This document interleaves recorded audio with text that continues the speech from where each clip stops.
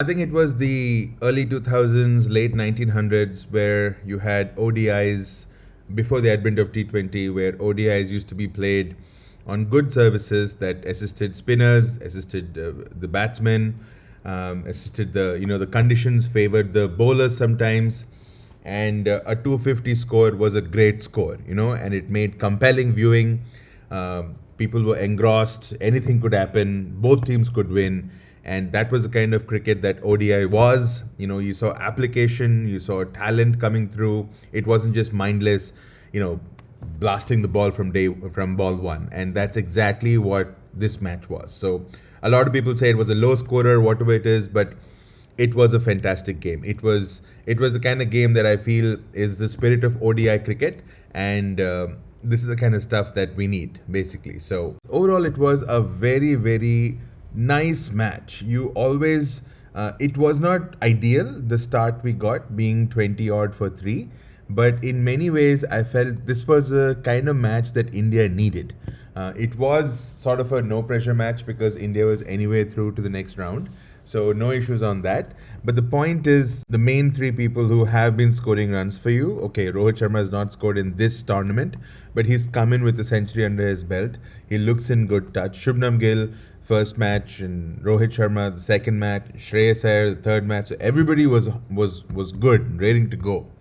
And that's when you had this situation like in this match where you always felt, okay, the top order is set, the spin looks good, but what about the middle order? What about bowling under pressure? These are two things that India has not done properly so far. And that's pretty much exactly where we kind of got tested in this match. And so, in many ways, I feel this match was exactly what the doctor ordered. So, just starting off with how the whole inning started off. First of all, to see Jamieson back was very nice. I actually am a big admirer of his. He single-handedly won the WTC, won the first WTC final that India played. We showed up and it was an overcast June morning, and he just made the ball swing around. And what was shocking is that today Dubai was pretty cool, 24 degrees in Dubai. You don't really associate that kind of temperature, and the ball really swung. The first 10 overs, they actually did not play Jamieson all that well because he was swinging the ball. And, even Henry and even Rourke, they were really swinging the ball, and it was really good tight bowling. And in that tight bowling, India's batting really got put under pressure. You should say that. So if there's anything, I think there's a little bit of cause for concern.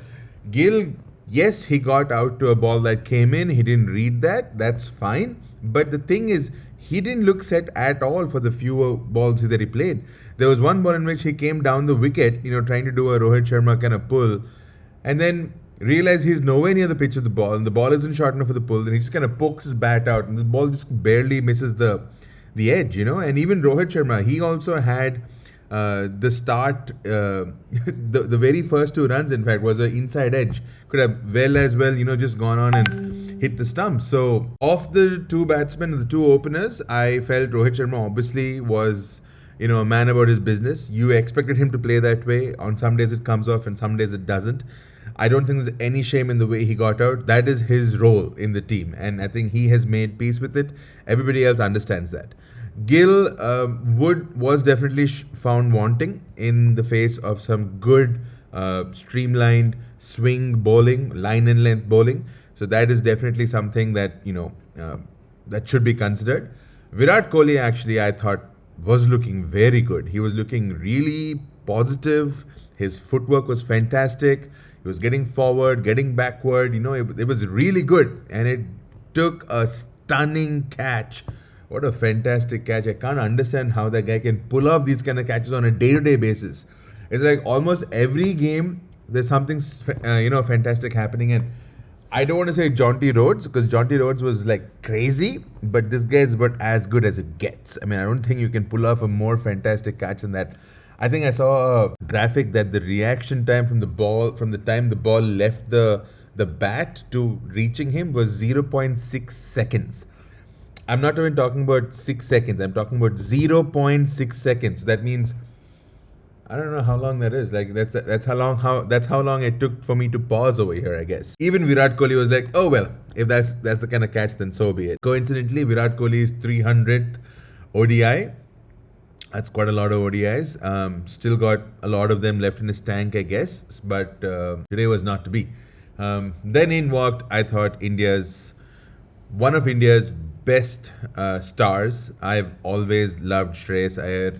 He's always been a superstar according to my eyes. He is supposed to be next captain. I don't know what happened to him. Ego tussles. What?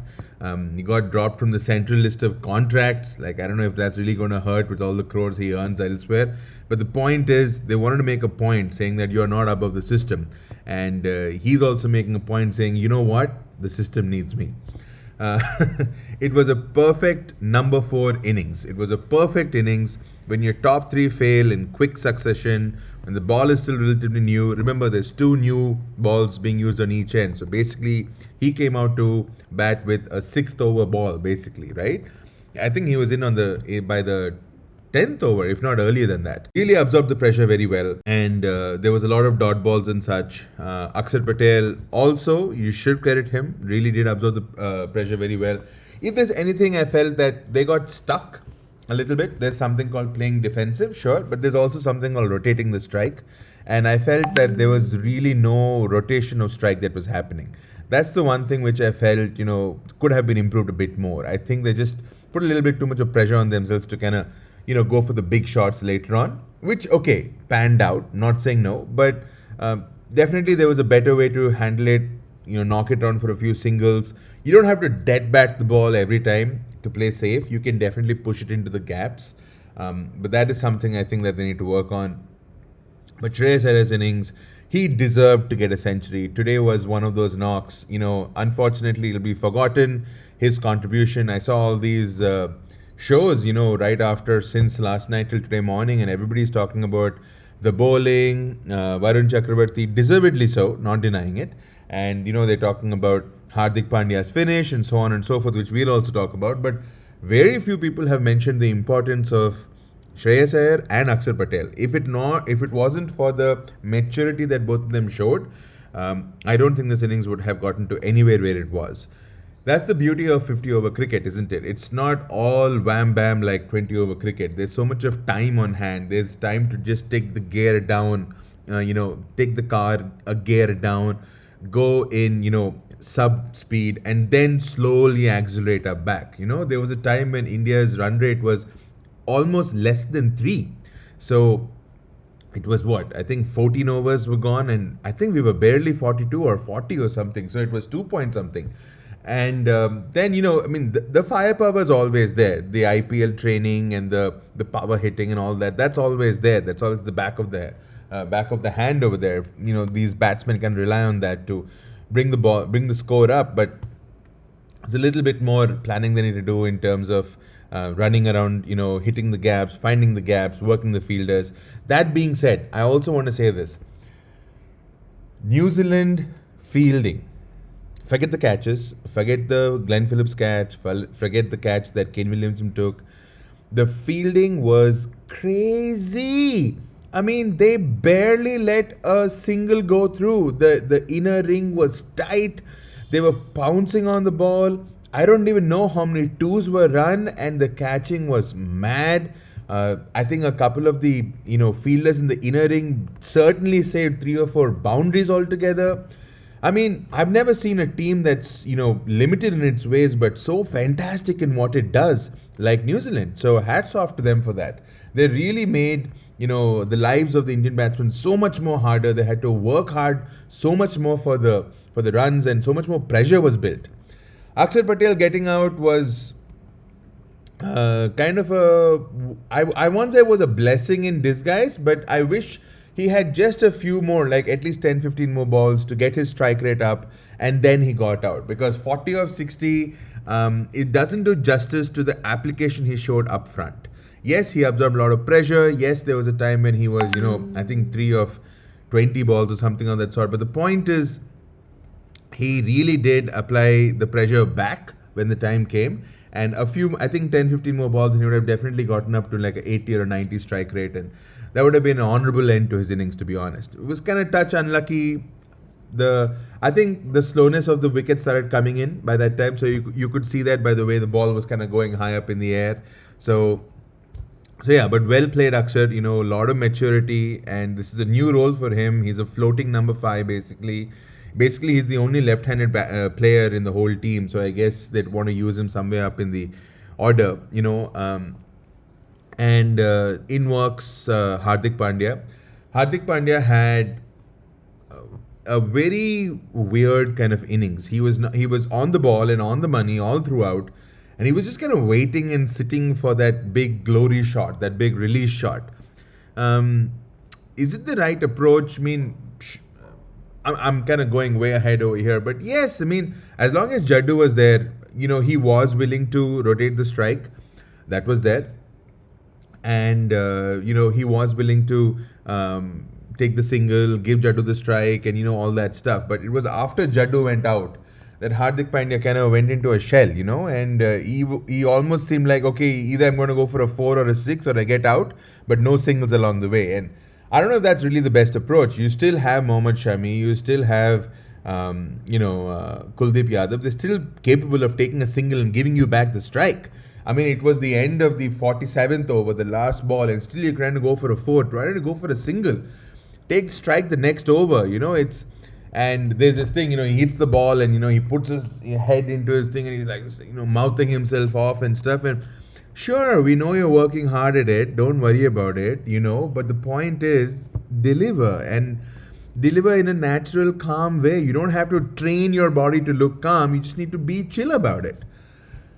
So yeah, anyway, easier for me to say this than do it, but I think he played a really good knock. Hardik Pandya, all said and done, that was the difference between India ending up at 210, 220 and 240, 250. So good on Hardik Pandya there. Shreyas Iyer, I just want to go back to Shreyas Iyer's ending.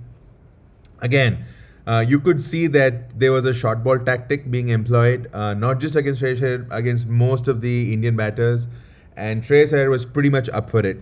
Every time the ball was pitched short, he was ready with his pull shot.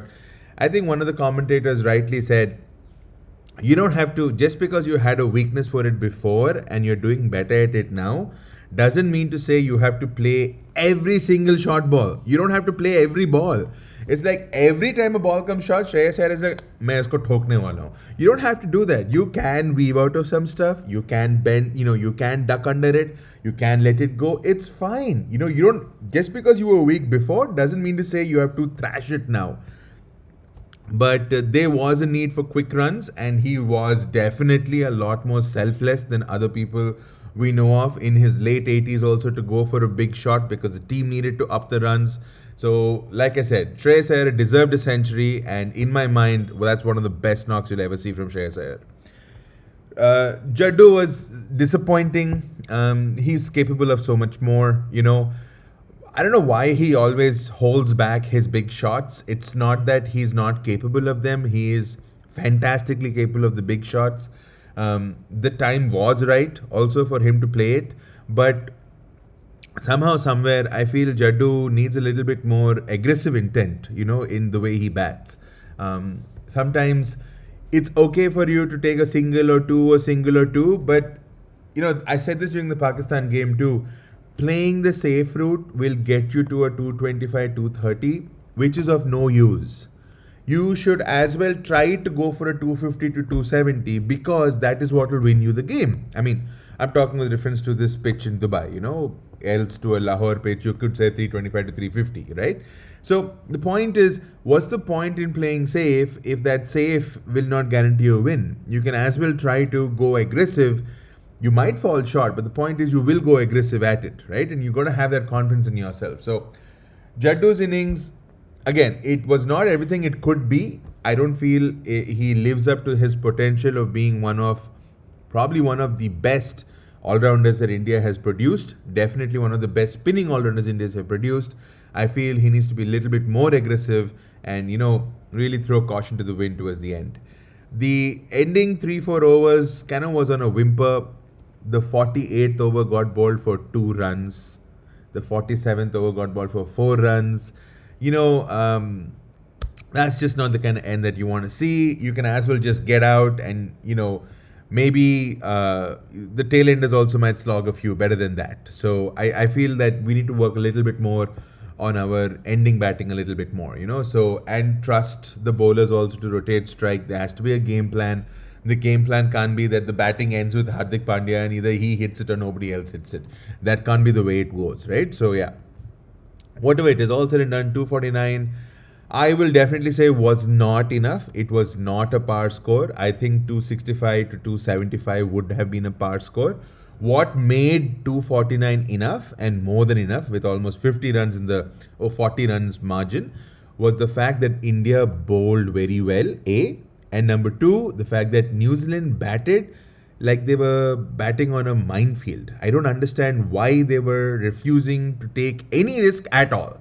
But yeah, that was the reason why I felt the batting performance was underwhelming. I mean, it wasn't disastrous. It was heading into disaster, salvaged very well by Axar and Shreyas. And when you saw that it was getting through, I thought it could have been a lot better, but it kind of struggled and kind of meandered its way to where it was. So would 249 be enough score against a good batting lineup? Let's say like a South African batting lineup. I mean, let's make no bones about the fact that the New Zealand batting lineup was good. Okay, it really was good, but it was definitely a subpar score. And I'll say that if anybody won us the game today, it was definitely the bowlers. It wasn't the batters. So great on Shreyas Iyer and Axar Patel and Hardik Pandya towards the end to get us to where we were. But the match was won by our bowlers. So more about the bowling in the next clip.